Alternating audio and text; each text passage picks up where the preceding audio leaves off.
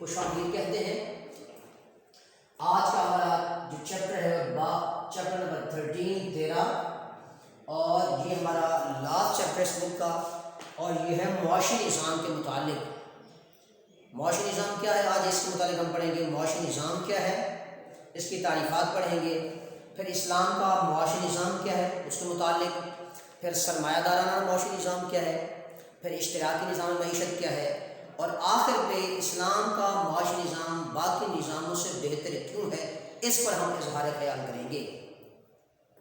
اب معاش کو جو لفظ استعمال ہوتا ہے معاش کا، وہ عربی میں الاقتصاد کے نام سے ہوتا ہے۔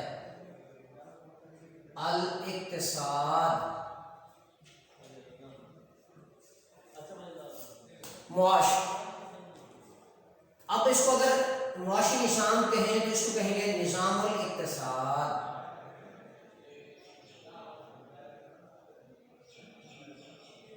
انگلش میں اس کو کہیں گے تو اس کو کہیں گے سسٹم آف اکنامکس۔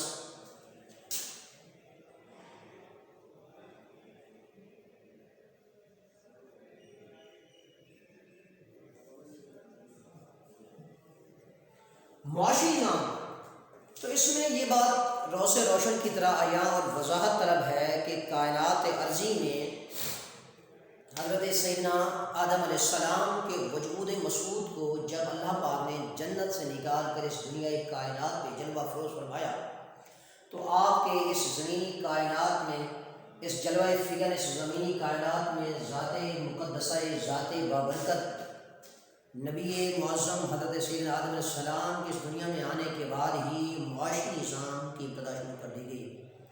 حکم قرآن ہے، ارشاد خداوندی ہے۔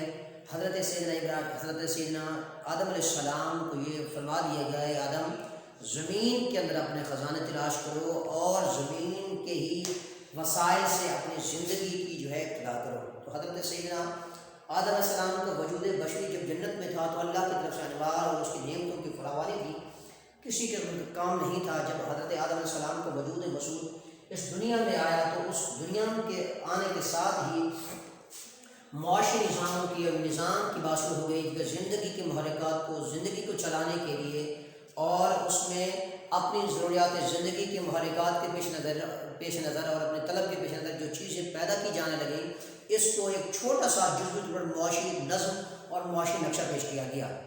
اب دیکھنا یہ ہے کہ معاشی نظام سے مراد کیا ہے۔ ایسا نظام جو معیشت کے بہتری کے لیے یا معیشت پر منحصر ہو، اس نظام کو نظام معاشیات کہتے ہیں۔ ایسا نظام، تعریف اس کی دیکھتے ہیں۔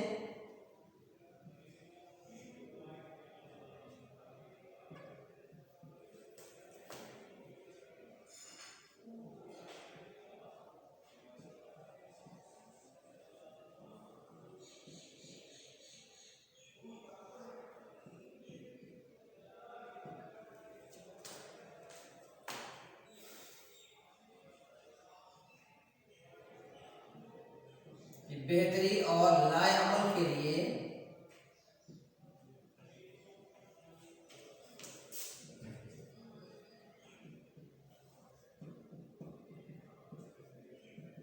پیش ہو، ایسے نظام کو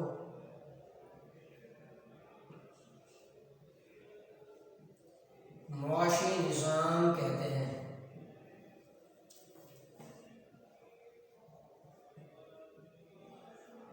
یہ اس کی تعریف ہوگی۔ اب اس میں جو پوائنٹ بیان کیا ہے وہ معیشت کی بہتری۔ اب معیشت کی بہتری کیا ہے؟ اب دیکھنا یہ ہے کہ معیشت کی بہتری کو اور معاشی بہتری جو ہے وہ ہمیشہ تین چیزوں پر ڈیپینڈ کرے گی۔ معیشت کی، معاشیت کا پیمانہ جو ہے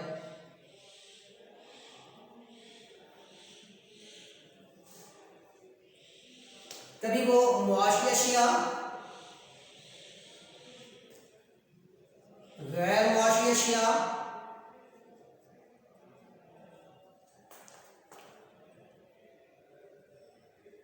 اور کبھی خدمات کا شعبے پر منحصر ہو۔ یہ تین چیزیں ہوں گی۔ ہمیشہ معیشت کی جو دائرہ کار ہے یا معاشی نظام کا جو دائرہ عمل ہے یا اس کی حیثیت ہے وہ ہے معاشی اشیاء پر، غیر معاشی اشیاء اور اس پر خدمات۔ اب دیکھنا یہ ہے کہ معاشی اشیاء کیا ہے؟ ایسی اشیاء جن کی حصول کے لیے انسان کو جد و جہد کوشش کرنی پڑتی ہے، ایسی اشیاء کو ہم معاشی اشیاء کا نام دیتے ہیں۔ اب تعریف لکھ لیتے ہیں اس کی۔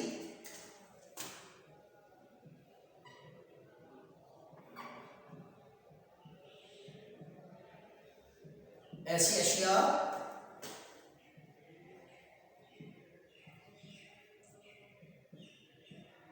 جو معاشرے میں رہتے ہوئے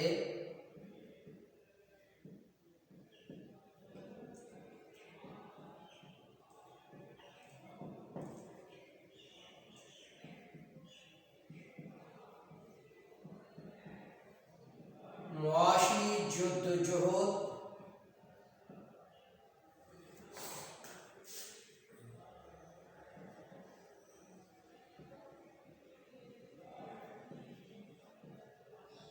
اور کوشش کرنی پڑے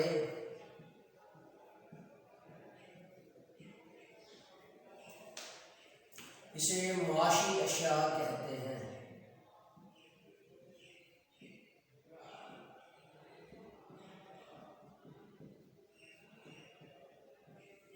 ایک اس کی اور تعریف بھی ہے معاشی اشیاء کی۔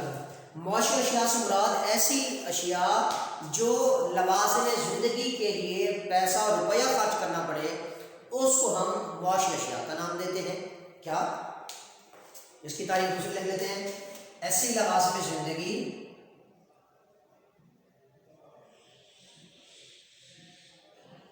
ایسا لوازم زندگی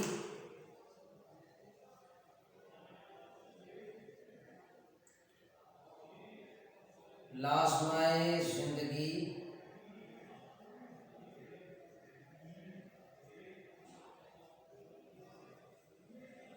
ایسا لازمۂ زندگی جس کے لیے انسان کو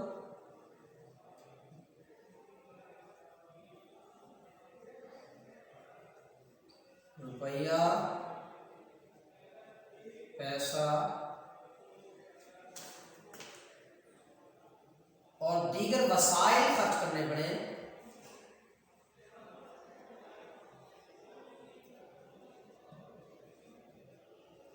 خرچ کرنا پڑے، انہیں ہم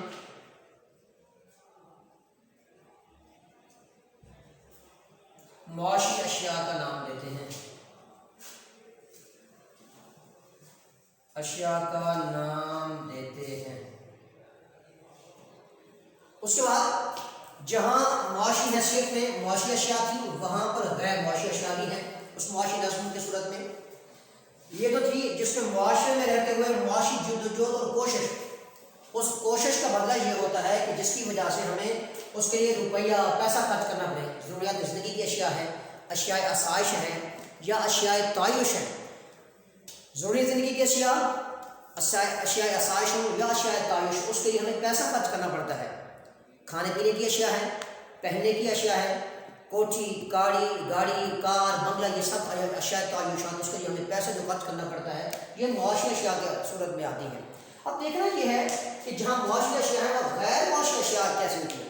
ایسی اشیاء جو ہم اپنی زندگی میں جس کا لوازمہ تو ہے، مگر اس کے لیے ہمیں پیسہ خرچ نہیں کرنا پڑتا، دولت خرچ نہیں کرنی پڑتی، کوئی صرف خرچ نہیں کرنا پڑتا یا وسائل خرچ نہیں کرنے پڑتے، اس کو ہم غیر معاشی اشیاء کا نام دیتے ہیں۔ مثال کے طور پر سورج کی روشنی ہے، اللہ کی نعمتوں میں سے ایک نعمت ہے، یہ غیر معاشی اشیاء ہے۔ دھوپ کی توازن ہے، یہ اللہ پاک نے ہمیں انسان کو دی ہے، یہ غیر معاشی اشیاء میں ہے۔ یہ زمین کائنات جو اللہ پاک نے یہ زمین فرش بچھا دی ہے، یہ غیر معاشی اشیاء میں ہے۔ یہ آسمان جو انسانی زندگی کو فلک پر سر پر جو ہے اللہ پاک نے جو فلک کر دی ہے، آسمان بنا دیا ہے، یہ غیر معاشی اشیاء میں شامل ہوتے ہیں۔ دریا، پہاڑ، جنگلات، یہ سارے کے سارے جو انسان کی منفیت کے لیے اللہ پاک نے قدرت کے لوازمے کی صورت میں انسان کے لیے پیش کر دی ہے، مگر انسان کو وہاں روپیہ، پیسہ خرچ نہیں کرنا پڑتا۔ اس کو ہم نام دیتے ہیں غیر معاشی اشیاء کا۔ اب اس کے ہم تعریف لکھتے ہیں غیر معاشی اشیاء کی۔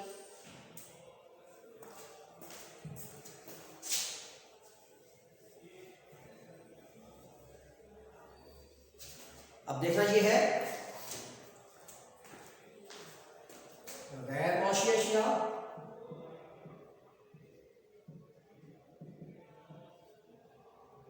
معاشی اشیاء ایسی اشیاء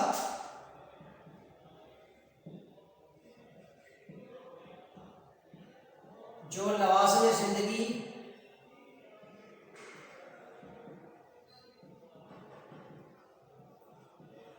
زندگی کے عنصر میں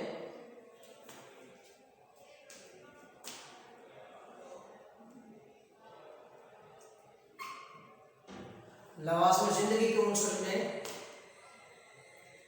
انسان کو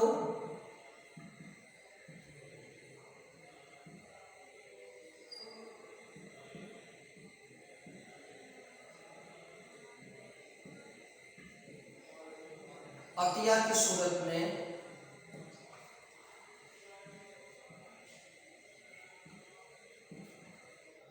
مفت عطیہ کی صورت میں حاصل ہوں اور انسان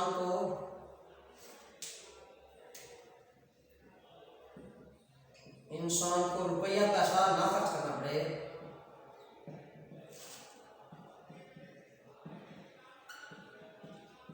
کرنا پڑے، اسے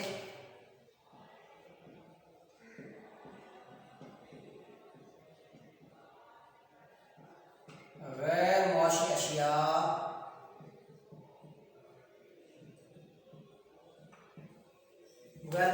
کہتے ہیں۔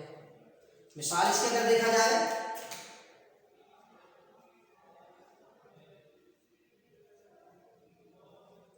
سورج کی روشنی ہے، چاند کا جوبن جب جوبن پر ہوتا ہے چاند، اس کی روشنی ہمیں حاصل ہوتی ہے، اس کی جو غیر معاشی اشیاء میں آتی ہے۔ پہاڑوں کی آبشاریں جو ہیں، جنگلات، زمین، فضا، یہ ساری جو چیزیں حاصل ہوتی ہیں ہمارے پاس غیر معاشی اشیاء۔ معاشی اشیاء تو وہ تھی جس پر انسان پیسہ خرچ کرتا تھا، روپیہ خرچ کرتا تھا، لوازم ادا کرتا تھا، محنت کرتا تھا، جدوجہد کرتا، کوشش کرتا تھا۔ جو مفت قدرت کی عطیہ جو ہمیں اللہ پاک نے عطا کی ہے، اس کو ہم کہتے ہیں غیر معاشی اشیاء۔ اب دیکھنا یہ ہے کہ خدمات کسے کہتے ہیں؟ خدمات سے مراد انسانی کاوش اور انسانی کوشش کا بدلہ جو انسان کو جو اس کی خدمات کے بدلے میں حاصل ہوتا ہے، اسے ہم خدمات کا نام دیتے ہیں۔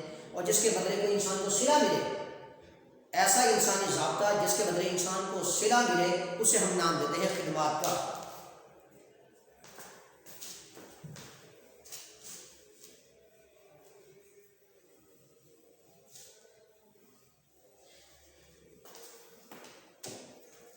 انسانی کاوش،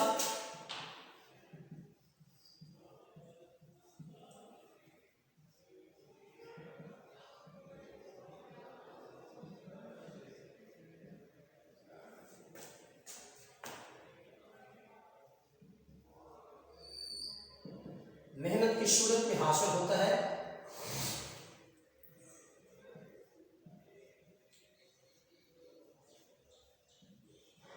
اسے ہم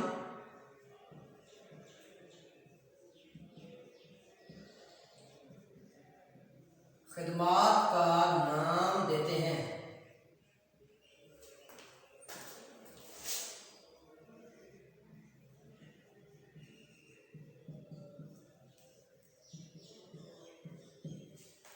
اب اس میں خدمات کی شروع میں دو چیزیں ہیں، بلا معاوضہ خدمات، ایک ہے معاوضہ خدمات۔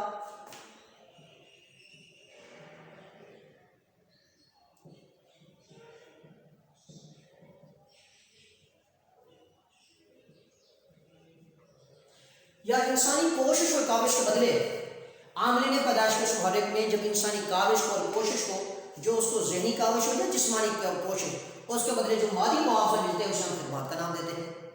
اب اکنامکس میں اسے بلا معاوضہ خدمات کیا ہوتی ہے؟ ایسی خدمات جو بغیر معاوضے کے ہو، وہ جسمانی طور پر وہ کام کر رہا ہو، مشقت کر رہا ہو، ذہنی طور پر وہ کام کر رہا ہو، مگر اس کی خدمات کا صلہ نہیں دیا جا رہا، تو ایسی خدمات کو بلا معاوضہ خدمات کا نام دیتے ہیں۔ جیسے ہم مثال دیتے ہیں، اگر ایک پروفیسر اپنے بچوں کو پڑھاتا ہے، ایک وکیل اپنا ذاتی مقدمہ لڑتا ہے، یا جج فیصلہ کرتا ہے، یا اس کے علاوہ جو ہے وہ اپنے گھر کے کام کاج جو کیے جاتے ہیں، وہ کام کاج کرنے والا وہ خدمات کے بدلے میں کوئی معاوضہ طلب نہیں کرتا، یہ بلا معاوضہ خدمات ہوتی ہیں۔ اور معاوضہ خدمات کیا ہوتی ہیں؟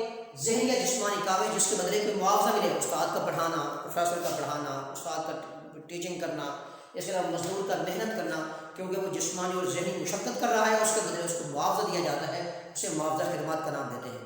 تو یہ خیر الگ بحث کہ ہماری معاشی نصیحت میں دیکھا جائے ایسا نظام جو معیشت کی بہتری اور لائے عمل کے طور پر پیش ہو، ایسے نظام کو ہم معاشی نظام کا نام دیتے ہیں۔ اب دیکھنا یہ ہے کہ اب 3 قسم کے نظام ہمارے پاس موجود ہوتے ہیں۔ اس نظاموں میں اسلامی معاشی نظام،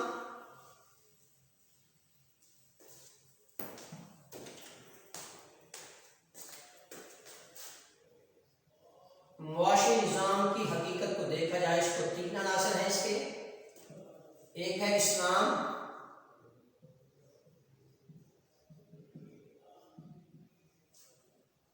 ایک ہے ہمارے پاس سرمایہ دارانہ نظام، ایک ہے ہمارے پاس سوشلزم یا اشتراکی نظام۔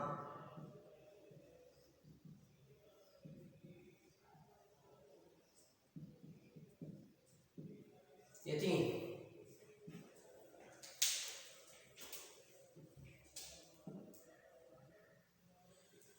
معیشت کی بہتری کے لیے، معیشت کے لوازم کے لیے، معیشت کی ترجیحات کے لیے جو نظام وضع کیا جاتا ہے اس نظام کو معاشی نظام کا نام دیتے ہیں۔ اب سب سے پہلے آپ ہمیں اس نظاموں میں دیکھتے ہیں کہ اسلامی معاشی نظام کیا ہے، اس کی تعریف دیکھتے ہیں۔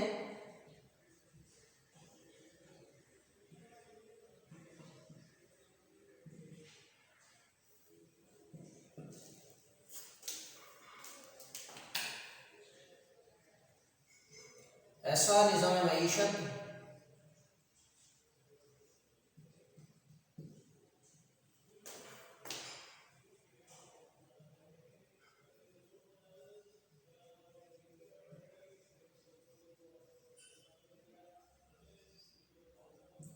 اسلام کی حقانیت کو انسانی زندگی کے عوالم میں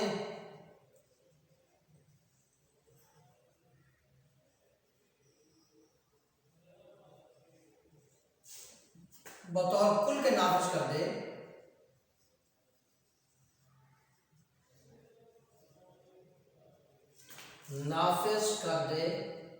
اسے اسلامی معاشی نظام کہتے ہیں۔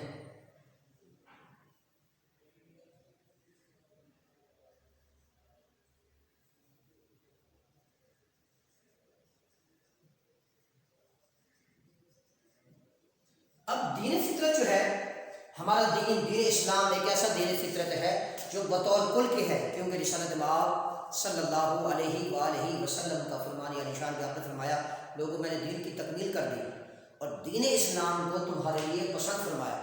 تو اسلام ایک ایسا دین فطرت ہے جو مذہب ہے جو سارے ادیان باطلہ کی تصدیق کرنے والا ہے، اس پر حاوی ہے، مسلط ہے، مسلم ہے، اس کی حقیقت ہے۔ اس لیے خطبہ حجت الوداع کے موقع پر صلی اللہ علیہ وسلم نے فرمایا الیوم اکملت لکم دینکم واتممت علیکم نعمتی ورضیت لکم الاسلام دینا، کہ میں نے آج کے دن دین کی تکمیل کر دی اور دین اسلام کو تمہارے لیے پسند فرمایا۔ تو جب اسلام دین فطرت ہے، دین مبین ہے، دین حنیف ہے، دین معتبر ہے اور دین مصدق ہے، تو اسلام کی حقانیت، اسلام کا طرز زندگی، اسلام کا طرز حیات اور اسلام کا معاشی نظام باقی تمام دنیا میں جتنے بھی معاشی نظام اس پر فوقیت حاصل کرتا ہے اور اس کی افادیت بھی زیادہ ہے، اور اسلام جس کا دین رحمت ہے اس کا معاشی نظام بھی لوگوں کے لیے دین رحمت کے تناظر میں ہوتا ہے۔ اب اگر اسلام کی حقیقت کو دیکھا جائے تو اسلام نے جہاں پر لوگوں کو عدل کی بات کی ہے، انصاف کی بات کی ہے، ارتقاء دولت کی حوصلہ شکنی کی ہے، اور اسلام کا طرز حیات باقی نظاموں سب سے مثبت، قابل عمل اور بہترین ہے، تو یہی وجہ ہے کہ اسلام کا معاشی نظام ایک مضبوط منظم طریقہ کار ہے۔ اب ایک اور اس کی تعریف اسلام کے معاشی نظام کی،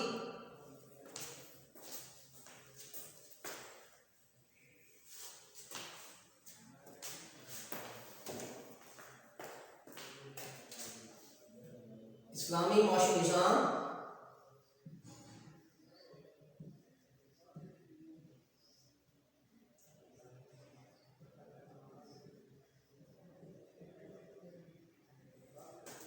انفرادی زندگی سے لے کر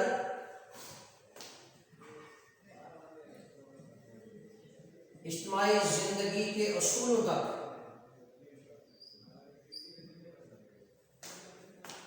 منظم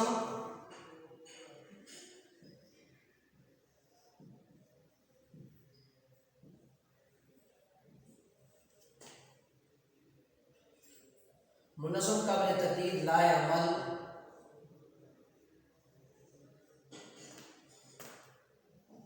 جو انسانی سیرت و کردار کو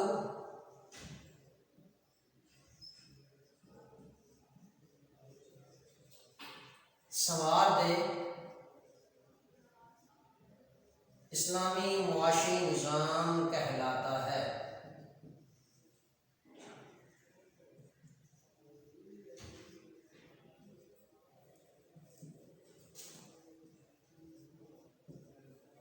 اسلام کا معاشی نظام نہ صرف انسانی زندگی کے پیغام، انفرادی زندگی، بلکہ اجتماعی زندگی کو، انسان کی من حیث المجموع جو زندگی ہے اس کو بہتر بنا سے۔ اس لیے فرمایا سرکار دو عالم کی حدیث میں خیر الناس من ينفع الناس، لوگوں میں بہترین انسان وہ جو ہے، جو اچھا انسان وہ جو لوگوں کے لیے بہتر ہے۔ تو معاشرے کے اساس، معاشرے کی بنیاد جو مرد ہے، جو فرد ہے، جو معاشرے کی اکائی ہے، وہ تمام انسانوں کے لیے جو اس دنیا میں زندگی گزار رہے ہیں اس کے لیے جو ہے وہ بہتری کا لائحہ عمل پیدا کر دیتا ہے۔ تو وہ نظام ایک معاشی نظام ہے جو انفرادی زندگی سے لے کر اجتماعی زندگی سیرت و کردار کو سنوارتا ہے اور اس معاشی مناسب کو دیتا ہے، اور اس میں انسانیت کی حقیقت کی بالادستی ہوتی ہے۔ انسان کو جو ہے معاشرتی انصاف سے نوازتا ہے، بخل، کنجوسی، اقربا پربی، ان چیزوں سے انحراف کرتا ہے اور راہ اعتدال دیتا ہے، اور انفاق فی سبیل اللہ کی اہمیت کو بڑھاتا ہے۔ تو یہی انفاق فی سبیل اللہ کی حیثیت یہ جو اسلام کے معاشی نظام کا ایک بہت بڑا حسن ہے۔ تو الحمدللہ طلباء آج اس لیکچر کا اختتام کرتے ہیں۔ انشاءاللہ عزیز اگلے لیکچر میں ہم اسلامی معاشی نظام کی خصوصیات کو دیکھیں گے کہ اسلامی معاشی نظام کی خصوصیات کیا ہیں، کہ اسلام باقی نظاموں سے بہتر کیوں ہے، اس کا لائحہ عمل بہتر کیوں ہے۔ انشاءاللہ عزیز اگلے لیکچر میں پھر حاضر ہوں گے۔ بہت شکریہ۔ السلام علیکم ورحمۃ اللہ وبرکاتہ۔